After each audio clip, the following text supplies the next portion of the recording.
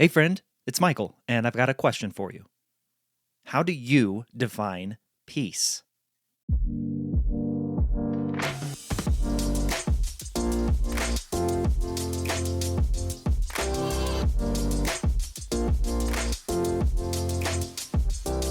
Welcome to the follow up question. I'm your host, Michael Ashford. Come with me on a journey as I explore how we communicate well. What we have been taught about communication and what has been modeled and incentivized through our culture has left us in a place where we know how to exert our ideas and opinions and beliefs onto each other, but we miss the other half of conversation, the extraction. My aim with this show is to bring you perspectives and ways of looking at issues or topics that perhaps you haven't considered before. To teach you how to ask curious questions, how to seek understanding over certainty, and how to listen and give space so that ultimately you might become a better communicator. I'm a former journalist who believes everyone has a story to tell, and it's only when we ask questions and listen that we reveal what connects us as humans. Our dreams, our desires, our experiences, our ideas, and what we stand for, rather than what we are against.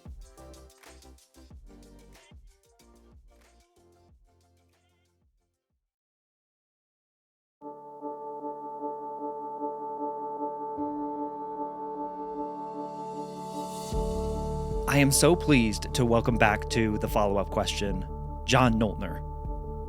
John is someone I am proud now to consider a friend after first coming in contact with John back in the fall of 2021 when he was first on the show promoting his book back then, Portraits of Peace, Searching for Hope in a Divided America. John is back for another conversation here on the show to promote his newest book, Lessons on the Road to Peace. You see, John has been on the road for several years, really since that last conversation between he and I, and he's been collecting more stories of everyday people in America and how they view the world around them, the area and the people that they come in contact with every single day. The perspective of those stories that John brings to life in his books, but also here in this conversation, are what I want to get at. This is what I want you and I and so many others to pay attention to. What is right in front of us? What is directly within our control that we can work to change or work to bring about peace? This is the conversation that John and I have. What does peace look like and how does it come about? And I am so glad to welcome him back to the show because I learn something every single time I interact with John. His work inspires me, so much so that my second TEDx talk, I led off with John's story about his initial drive to find peace and what it looks like. And not just find it, but uncover how we make a little bit more of it in our lives with the people around us, the stories that they have, the perspectives that they have. I am so glad that John is back. Wonderful conversation, as always. And I hope you enjoy it.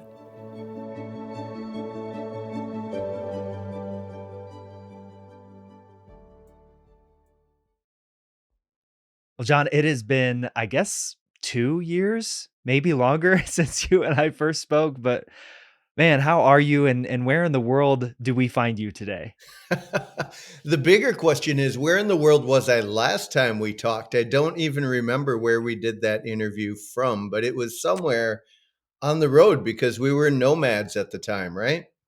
Yeah, well, I think so. I want to, I don't know. We've talked several times since then, so it's kind of blurring all together for me, but I know you are definitely living that nomad life these days. Yeah, well, actually, we have become rooted again after our 2.5 years on the road. Karen and I settled back in Bloomington, Minnesota. We've just rented a townhome, and that's become home base and the world headquarters for a piece of my mind. And it's been good. It's an adjustment to come from living on the road to being in one place again. Um, and as we traveled the country, I'm in love with the mountains and the ocean, and turns out Minnesota has neither of those things. But it was the people that brought us back. We've Yeah. got deep friendships here. We've got family here, and so we came back here to get rerouted and connected to community, and work on the next exhibit and the next book and push those out into the world. A couple years on the road, I mean, I'm sure you are asked all the time, but what is that like to just not have those roots, to constantly be moving to the next place and to the next place? What is that like, John? You know what? It was hard work and the most beautiful thing I've ever done. It was an exercise in simplicity because we'd sold our house of 30 years. We got rid of almost all of our stuff, and we simplified first into a 34-foot trailer, which we thought was a major downsize. And then halfway through the journey, we downsized further into a van, which was like 82 square feet, and that was the best decision we made.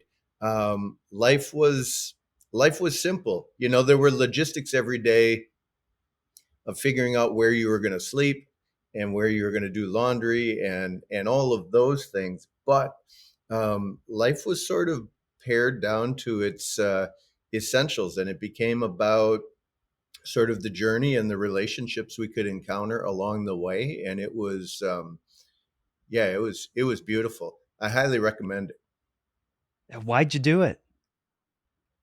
A piece of my mind is sort of rooted in this process of storytelling and art to bridge divides and build community.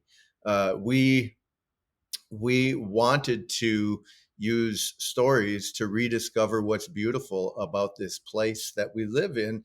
And COVID, George Floyd, politics, all these things happened at the beginning of the pandemic. What also happened at the beginning of the pandemic is that all of the programming I did around the country went away. In a matter of 48 hours, we went from a super robust schedule to absolutely nothing. And but we realized that we could still gather new content. We could still do new interviews. And so during the pandemic, we retooled a piece of my mind from this artist sole proprietor model to a 501c3, because there were a bunch of people who followed the project that kept saying, "How can we help? How can we help?" And I really never had a good answer other than buy one of our books and talk about it. And so we formed this donor base that believed in storytelling, and they supported us. And that was when we were able to sort of sell our house and hit the road. And we spent those 2.5 years gathering new stories to try to see the beauty and the wisdom that's all around us, to go to some of the most challenging parts of our country, the border, to talk about immigration, to Mississippi to talk about Confederate monuments, to Skid Row to talk about housing security, and but always with an eye towards finding folks who are looking for creative solutions to these really challenging issues. To be in proximity to people who are impacted by these issues and try to understand them in this more nuanced and complex way than what we often get through our news feeds on the media. John, you touched on something that I definitely wanted to ask you about today, which was, I mean, we think back to 2020, which seems like a lifetime ago now, and we think back to all we've experienced since then, and dating back even further, uh, give it however long you want. It just feels like, to those of us sitting at home or watching through a screen, it just feels like things are getting worse. But there's this pull when I see things in, like what you're doing or what you've expressed, that's not the case. So what have you found? Like, what is out there? What are people actually saying? Boots on the ground, feet on the street. Let me first say that we drove 93,000 miles across the country in these 2.5 years. So you don't have to do much math to figure out it wasn't a straight line. It was, we crisscrossed the country. And everywhere we went, uh, we were welcomed by kind people and generous people who welcomed us and took good care of us. And it doesn't matter if they looked like us or lived or laughed like us or loved like us. It doesn't matter if they voted like us in the last election cycle. Um, we were welcomed wherever we went. So my belief is not only, well, I'll say this. I agree with you. When you turn on the TV, it looks like the world is falling apart. When you turn off the TV, and you get out into the world and you're engaging with people one on one, it feels like a whole different story to me. And yeah, we are divided in a lot of our politics, and there is a lot of dysfunction, certainly in Washington, but even in local politics and the way we relate to one another. In a lot of ways, I think during the pandemic, we have forgotten how to be together Yeah. well. We've lost some of our tools. We've sort of lowered our bar for what civic engagement should be.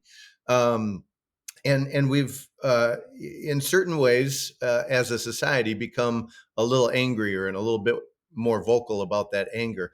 But so that is true. But also, what is true is that there are an enormous number of people who are working on the ground to try to find creative solutions to these issues.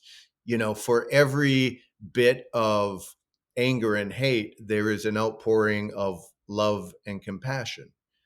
For every violent act that happens, there is a communal response that says, "No, we can do better." And so, you're a part of sort of the Listen First coalition, and you Mhm. understand there are hundreds of these organizations across the country that are working to build social capacity, that are working to build the infrastructure and the fabric that holds us together as a society. And I don't think that was in place 20 years ago. So as I see um, this increase in polarization and division in sort of the political and social fronts, I also see a parallel movement of people who recognize the challenges of that, who are committed to building the more perfect union that our founding fathers talk about, and are doing the hard work every day of showing up for one another. So I don't think it's an either or thing.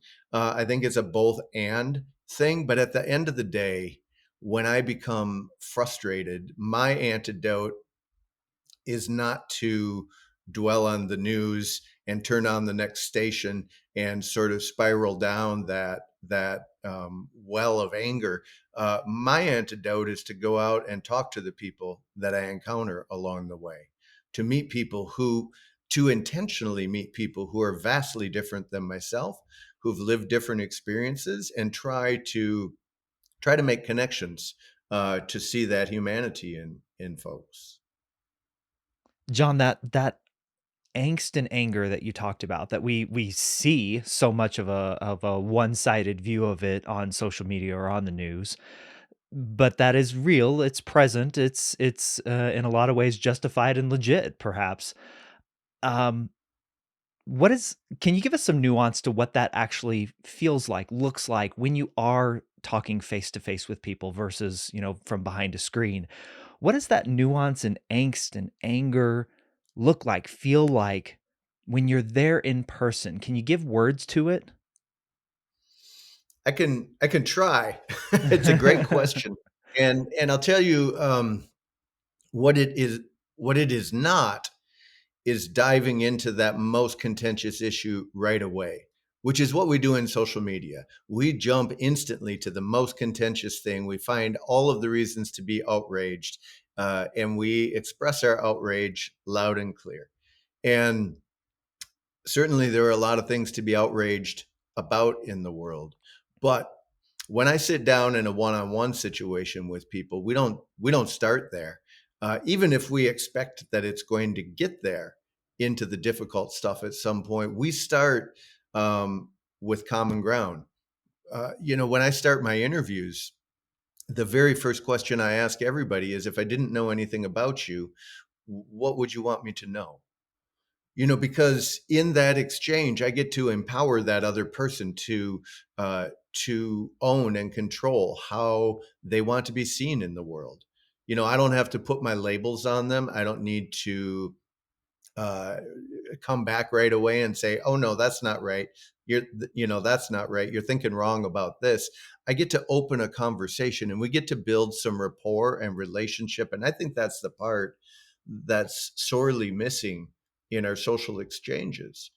I'll tell you a story. When Karen and I first moved into this house that we've now sold in Bloomington, one of the neighbors walked up and he said, "Hey, we have a first Friday uh, of the month celebration every month. You should come." And I said, "Sure, okay." But I was busy. I don't think I gave it the attention he wanted. And he looked at me in the eye and he said, "No, I want you to be there." And I said, "Okay, well, we'll give it a shot." And he said, "Let me tell you why." He said, "Because someday you're going to do something stupid." He goes, "You're gonna accidentally drive over my flowers, or you're going to have a party that's too loud one night, or I'm going to do something that bothers you." He said, "When that happens, I don't want that to be the first time that I meet you." Hmm. He understood that there was value in building relationship, because certainly tensions are going to arise. Issues are going to come up. We're going to have disagreements, and that's all just part of life. But if that's the only thing we have to go with, it's going to feel really big. If we've already established a relationship and a rapport and a history, when that tension comes up, we've got some tools at our disposal to be able to navigate it, to be able to resolve it. And I think in our world, we've neglected that portion of our contract. We have failed to uphold that portion where we say, "You know what, I'm going to invest in you. You're going to invest in me. We're going to do this thing together. And if we hit some bumps along the way, we can figure it out."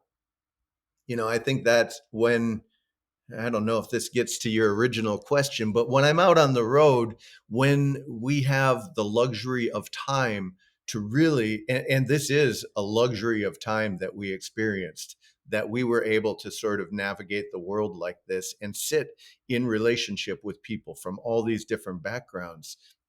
When I see that, that's what gives me hope. And that's what I recognize we need to find a way to do collectively as a society. We need to exercise those muscles just the way we seem to be exercising the muscles of outrage. We need to find ways to exercise the tools that are at our disposal to build those deeper connections. I really resonate with that because I have had several neighbors that I can think of where our first interactions were through disagreement.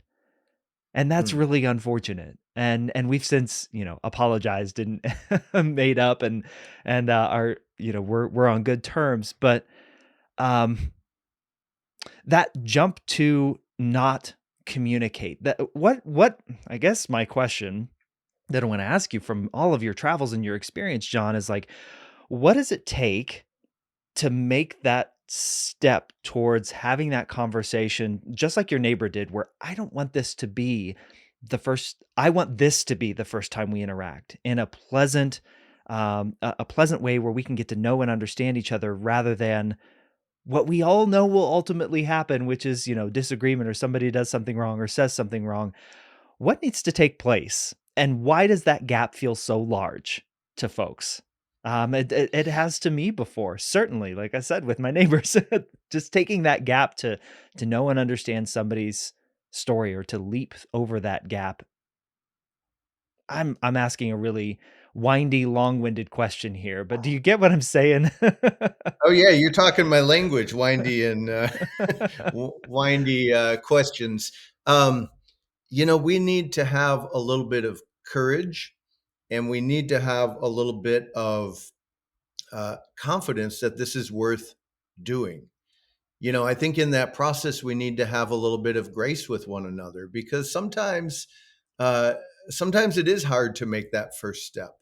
You don't know how it's going to be received. You don't know if it's going to be reciprocal or if you'll be rejected. And we don't like to be rejected. And so I really think it takes a little bit of courage and a little bit of trust that it's going to be okay. I don't love rejection.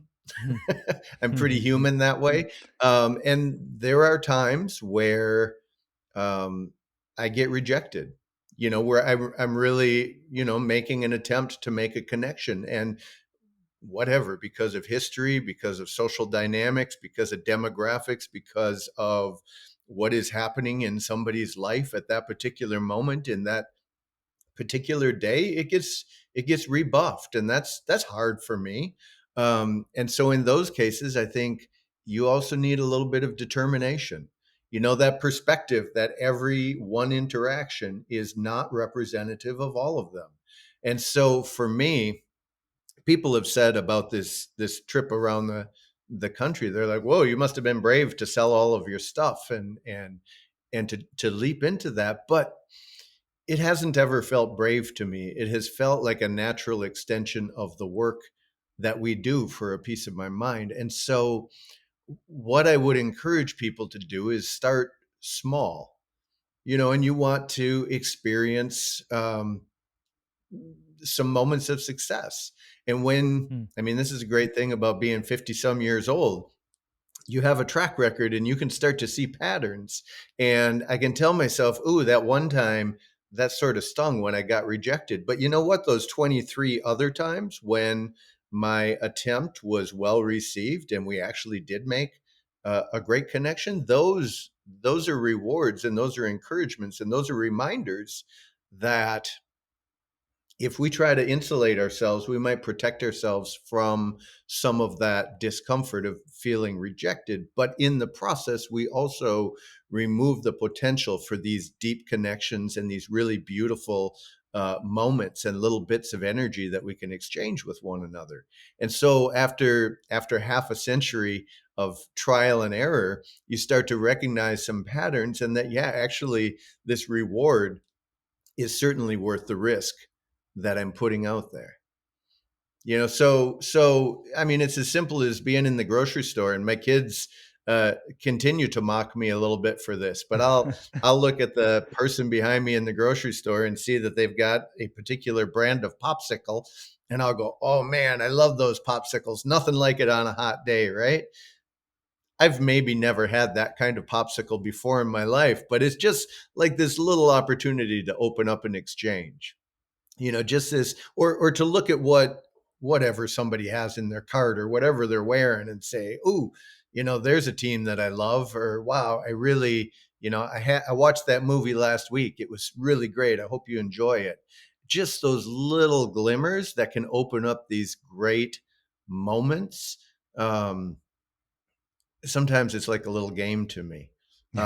Just to, if somebody looks like they're lost in their moment, to just see if you can light up that little spark of life. You also pay attention, and it might not be the day for that, might not be the moment for that, and you have to be sensitive to that too.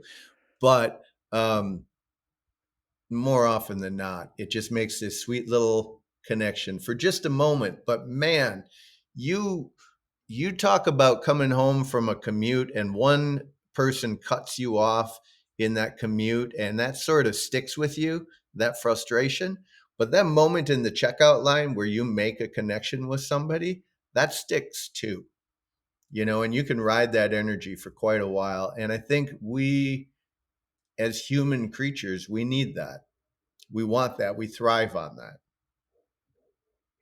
I just happened to me the other day in the grocery line. I connected with a woman who had a Bluebell peppermint bark ice cream in her cart, and It's I'd good never had it stuff. before, but I said, I bet that is the most delicious thing this time of year. And just we had that connection, just that little spark for a brief moment. And it was just a great, like you said, great little interaction where I left with a smile that day, you know? And it's paying attention to the world around you. It's being perceptive to the world around you and making a commitment. John, I mean, you just essentially gave my second TEDx talk where I highlighted your work. It's the difference between a peacemaker and a peacekeeper. It is the peacekeeper wants to insulate themselves to try and give this illusion of keeping the peace in their lives, this comfort. And the peacemaker says, I'm going to get uncomfortable because I think it's worth it to push myself to make these connections. These connections are worth it, and not just worth it, they are necessary for us. John, I love that perspective. So I got to ask, why now? Like, why Lessons of Peace? Why Lessons on the Road to Peace? Your new book. It's been the last time we talked, A Piece of My Mind had just come out, or excuse me, Portraits of Peace had just come out. Why now Lessons on the Road to Peace? What have you found? What goes into this? What are the lessons that you're now taking away that you're sharing with us? You've already shared a couple here, which are great, but tell me more. Yeah, yeah. This will be our fourth book. It'll be our fifth traveling exhibit that we're producing, and I think the way I describe it is a progression of boldness, a progression of willingness to walk into uncertainty, willingness to take risks, willingness to move into really difficult places. We were so this new book is really the journal of this 2.5 year journey. So it is framed in this methodology of living small, of letting go of everything that we knew, and venturing into the world to try to understand it and hear it in new ways. And so, I mean, you talk about this willingness to be uncomfortable. We were uncomfortable in a lot of Mhm. situations. We also found ourselves in some historic moments in historic places. We were at the Supreme Court at the moment that the Dobbs ruling dropped, that changed the precedent of Roe v. Wade. We were at the border wall on the day when construction stopped at one of the locations where construction stopped, just east of Nogales, Arizona. We were the thing that sort of launched this and helped me understand that even in the midst of a pandemic, we could still do new stories. We could still gather new content. Was when George Floyd was killed in Minneapolis. Because that was 11.6 miles north of our house, Hmm. and we were isolating and quarantining uh, like we thought we were supposed to. Um, and the last thing in the world that I had in mind was to go out into a big group of people during the pandemic. But we all recognized really quickly that what had happened was big and historic, and was going to be a part of our national history. And I also knew that if a piece of my mind was about hearing other people's stories, if it was rooted in this notion of being a better ally, that I needed to go there.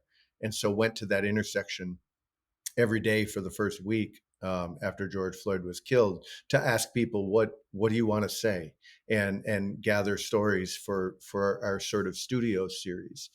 Um, and so why now is your question, and I think the answer is because we need it so badly. Because as a country, as we move into this next election cycle, as we see culture wars raging around through our media, we need to choose to develop the tools that will strengthen our social fabric, if that's important to us. If it's important to us that we find and create a space where everybody can thrive, we need to exercise those tools. And so one of the things I hope A Piece of My Mind, and particularly Lessons on the Road to Peace, one of the things I hope this book becomes is a model for how to um, be brave, for how to recognize where we don't know all of the answers, and be willing to sit with some uncomfortable truths to try to learn some answers. I say in the book that I certainly don't have all of the answers. But I hope that this process can model a little bit a willingness to go and look, to be unafraid, or even when we are afraid, to be committed to the process of communal life, and social fabric, to be willing to see it through. John, one of the most poignant things for me that you wrote in the book actually came at the very end where you made the statement, we're all part of the problem and we're all part of the solution. And that first part, that acceptance of each one of us has a role to play in the problems that we're facing right now. What do we have to understand and realize in that moment? Why is it important for us to make that to accept that, to take on that understanding that we are part of the problem, but also live in this dichotomy that we are part of the solution too? What have you found from people in the conversations that you've had where that acceptance of the problem takes place? Hmm. I think one of the things that inspires me the most about these stories, and I think this gets to your point, is I've interviewed a lot of people who have experienced some sort of trauma in their life, who have been through some sort of really difficult circumstance, whether, that's PTSD for a veteran, or whether that's some sort of loss in the immigration process, whether it's somebody who's had a terminal diagnosis or been through the prison system. People who have encountered struggles that I have not. I have my own set of struggles. They don't always relate one to one to the people who Mhm. I'm talking with. I'm hoping that through human compassion, that some of that, we can extrapolate, and we can appreciate the difficulty of somebody else's journey.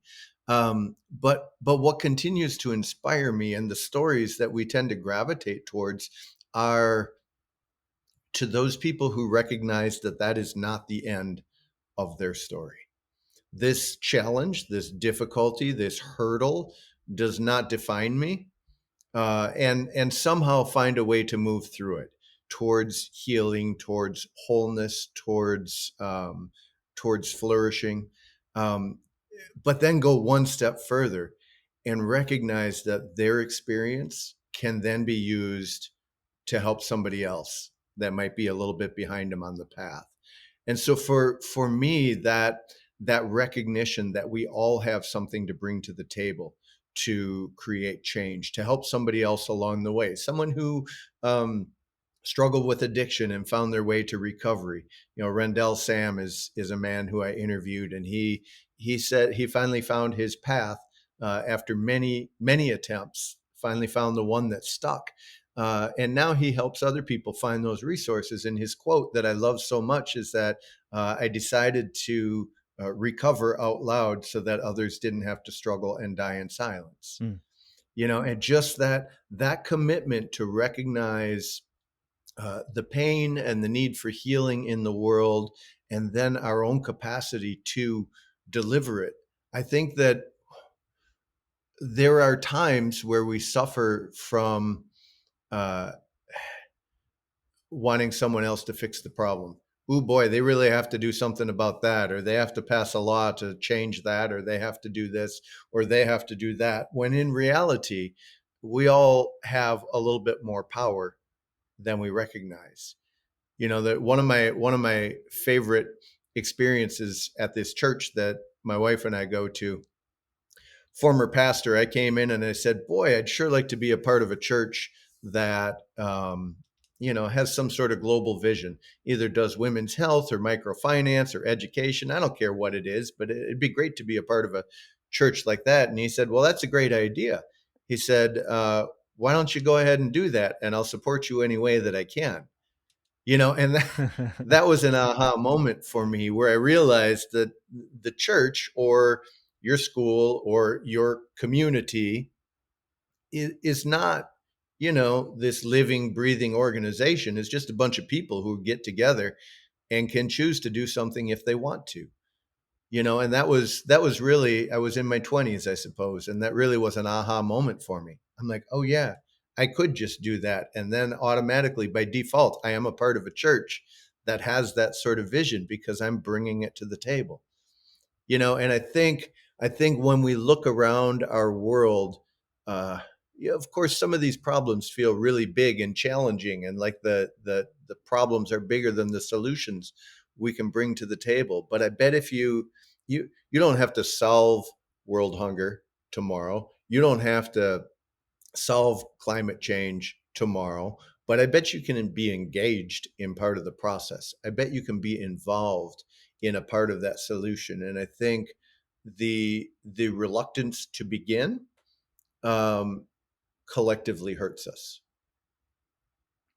John, I'm gonna say it perhaps in a more pointed way that I'm beginning to hear much more in the conversations I'm having for this show that I think you're getting at, which is focus on what you can control. Focus on what is in front of you, work through that, push through that, be brave enough to step into that, and the other things will begin to fall in behind that. Is that kind of what you're getting at? Yeah, yeah, that's exactly it, Michael. And it is also the model of how have produced a piece of my mind. I've been doing this for 15 years now, and it's become this robust thing that keeps me very busy. And I love the work. But it started out with one interview. It started out with this little itch I had to scratch that said, is there a way to have a conversation across difference that honors both people, that amplifies somebody else's voice, and helps me understand the world in a new way? And I didn't know what to do with that or what it was going to become, but I didn't need to know. I just needed to take that first step. And after I did one interview, I thought, oh, that's interesting. I should do another, and then another, and then another. And it slowly became this body of work. But it only began by engaging with what was right in front of me and what I could control. And I think that feels empowering. And that patience with the process and with yourself, that you can expect and accept non-resolution. You don't have to get to the final answer. In our conversation, we don't have to convince each other. We don't have to fix one another. We can just be together and start to hear one another in Mm. new ways. And that, when you can let go of that need to fix or change someone, which, by the way, you're not going to do anyway, right? You're not going to yell somebody into submission to get them to vote the way you want them to. That's not how the world works. But by staying in relationship, you can start to reduce the propensity to vilify the other side. You know what? If person A is liberal and person B is conservative, and the liberal person thinks that all conservatives are idiots and the conservative person thinks that all liberals are idiots, you're not going to make much progress. But I don't know, if you can sit down for a meal, if you can get to hear one another a little more fully without just spurting out talking points, you might have to start challenging your expectation that the other person is an idiot. You might have to start accepting that, oh, maybe they've thought this through a little bit more than I thought they had. I had a conversation with someone, and I'm not trying to hide anything. I'm pretty liberal in my worldview. I was having a conversation with a conservative person who said to me, "You're not like those other liberals."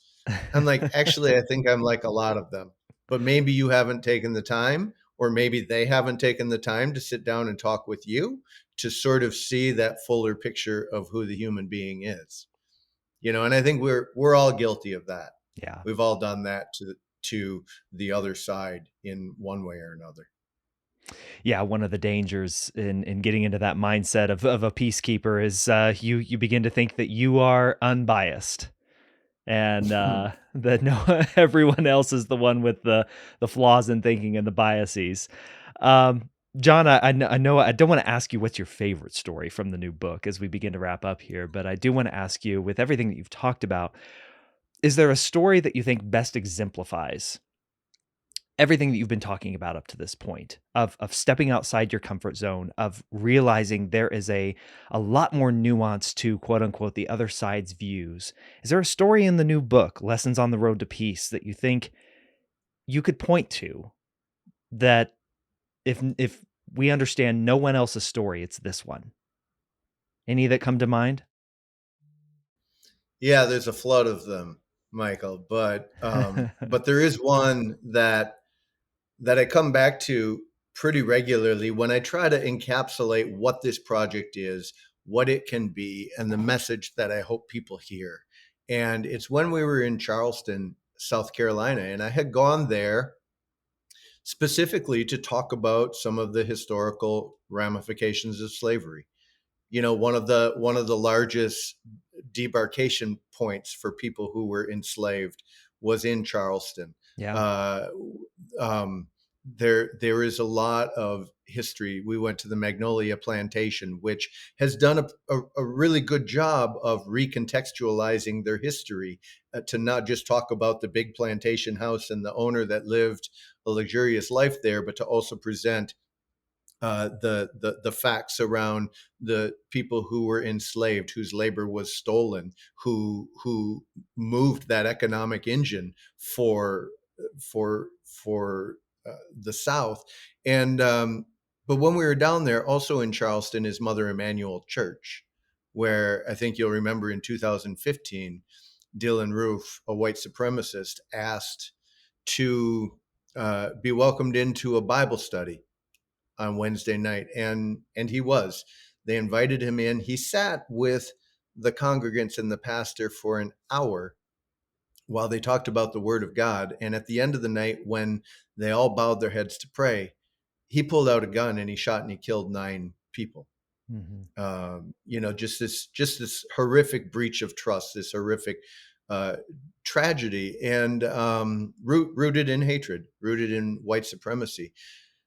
So I had a chance to go there and interview Lee Bennett, who is a church historian for Mother Emanuel. And when I got there, I was waiting for Lee on the steps of the church, and I started to feel really self conscious. And I thought, oh, God, here I am, this other white middle aged guy asking to be trusted and welcomed into the church. And I'm sitting here with bags of equipment and who knows what's inside it. Um, it felt really self-conscious. And when Lee got there, we went inside and we started our conversation and the interview. And at a certain point, I said, again, once we had built a little rapport, I said to Lee, "Hey, Lee, how is it that a person who looks like you can come? He's a black man, uh, can come to trust a person who looks like me after having that trust violated in such a horrific way?" And he said, "Well, that's easy, John." He said, "This isn't our house." He said that this is the Lord's house, and we're here to welcome and to serve and to love everybody who walks in the door. And he said, we can't let the bad acts of one person change who we are as human beings.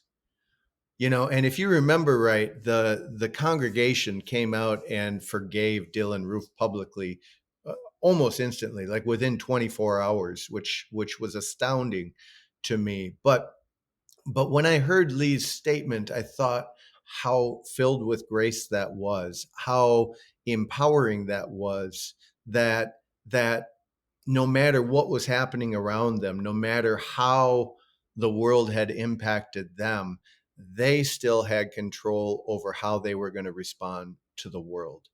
And I thought, man, if we could find that sort of grace, if we could amplify that sort of willingness to adhere to our own values, no matter what's coming at us, there's strength and power and beauty in that. And if we could wash that across the country, I feel like we'd be doing a lot better. God, so beautiful, man. Last you were on, I asked you the question that I ask of all my guests. What's a question that you wish you were asked more? But this time, I want to ask you to begin to do that self-discovery, to begin to dig in and be brave, to take that step, to communicate across divides. What's a question that you think the listeners, each individual one of them, should ask themselves, John? I think the question I ask myself regularly, um, that I find really useful is that the full story? Is there something else going on here? Is there some other way that I can see it? Who was it? Who is the radio commentary? Somebody Harvey, Paul Harvey. Paul Harvey. The rest of the The rest of story. the story. Didn't Uh-huh. he have that? And I Yes, don't want sir. to I don't want to infringe on Paul Harvey's territory, but I really think all of these issues or any relationship, if you can, if things get difficult, if you can pause for a minute and step back and say, wait a minute, what's really going on here? Is there something else I'm not understanding? It's been a great tool for me. It's pretty open ended, but it allows me to challenge my own expectations. It allows me to listen and dig in a little bit deeper, and it serves as a reminder to stay at the table. Don't go away. Don't shut the door on this. There might be something else going on. Yeah. And so that would be my encouragement to keep that curiosity alive and that openness to say, maybe I'm not thinking about this quite right. Maybe there's something else that I should be looking for. Love it. Another version of that I've heard from other folks is, what am I, or what could I be missing? And I love that. Hmm. So, John, thank you for the work that you do, man. And thanks for coming back on. I appreciate it. I love the new book. I hope people can get it. Where can people get it, so that I know it's coming out soon, right? We're recording this the week of Yeah, we're Thanksgiving. gonna We're going to put this on sale December 15th on our Okay. website. We're doing this grassroots and homeschool style. We're selling this on our website and when we go out and speak in public. And really that is also the best way that people can support A Piece of My Mind. Support the artist, support the mission, is by getting it right on our website. And so it's apieceofmymind.net. People don't want to type all those letters. It's just the acronym APOMM.net. So it's going to go on sale December 15th. We'll start shipping January 1st. Beautiful. I'll make sure there's a link in the show notes so people can have access to that, one-click access. Thank you so much, John. Always a pleasure, sir. It's great to see you, Michael. Thanks for having me on. John's words in that interview: we've forgotten how to be together well. That sticks with me. And that's what I want you to take away from this conversation. That the best communication can't happen online. It can't happen digitally. It has to be face to face. And I'm talking about the best communication here, the most productive communication, the communication that brings about peace. It has to be face to face, or at least as close to real time as possible. It has to be with people that you have actually shared space with, real physical space. This is what I think we are often getting wrong these days. And I don't say the word wrong lightly. We try to solve really big issues in places and spaces where the environment and the atmosphere is not conducive to actually solving problems and bringing about peace, because we don't see the person across from us. We don't sense them. We don't understand them based on signals and body language and cues that we can pick up on. Yet our daily thoughts often are consumed with these huge issues that we have no control over because they are far away from us, being dealt with by people who we've never shared space with. So if you take anything from this conversation and John's work, it is that communication, the best communication that brings about peace, has to happen in community with other people. Don't forget how to be with other people well, even when you disagree with them. So many thanks to John for joining me for another episode here on The Follow-Up Question. Please do me and John an enormous favor and share this episode with someone you know, someone who wants to bring about a little bit more peace in the world and who might be inspired by John's work and by this conversation. Share this episode with your network and help me spread the good word about the importance of asking questions. Please also subscribe to the follow-up question wherever you're listening right now so that you never miss when a new episode drops and you can hear more of the amazing guests like John and all the others that I've had onto the show up to this point, and many, many more to come. If you ever want to get in contact with me, you can always email me at michael@thefollowupquestion.com, or you can go to my website, michaelashford.com, and reach out there. I'll catch you on the next episode of The Follow-Up Question, and until then, keep asking questions.